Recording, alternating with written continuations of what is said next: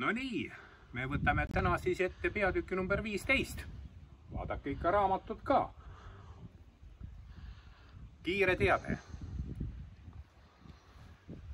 Kevadlõpukontsert toimumas saab vabas õhus. Sellest käis ja teavitas neid kiirejalg agent. Vihma korral pidu toimub Vanaküüni Põhus, asub Rabasaarel, millel puudub üür ja rent. Muusikuid seal astub üle terve valla. Vallavanem kõne peab, tal hetkeks katkeb töö. Olematut lauluhäält ei päästa tema valla, lihtsalt astub läbi, aga kaasa küll ei löö. Hakatigi kogunema, üles löödi end. Aasta tähtsaim sündmus olema peab pidulik. Kaasa kauge sugulane, onupoeg ja vend. Rivis astus lüheldane, täidlane ning pikk.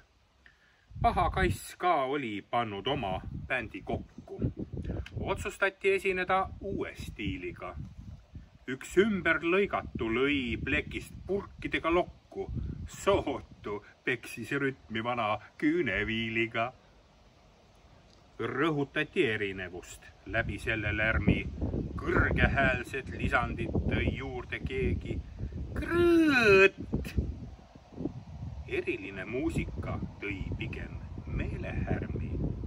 Ühel loomal sellest ikka täitsa täis sai mõõt.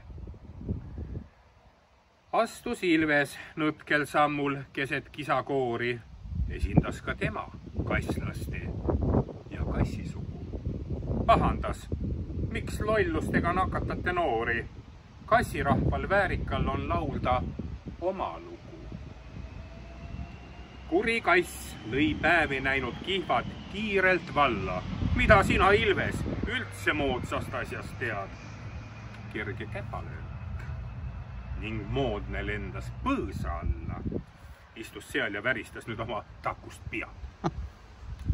Võiks teid läbi klohmida, kuid sellest poleks tulu. Tekita kas vaid trotsi ega lollust lõpetaks.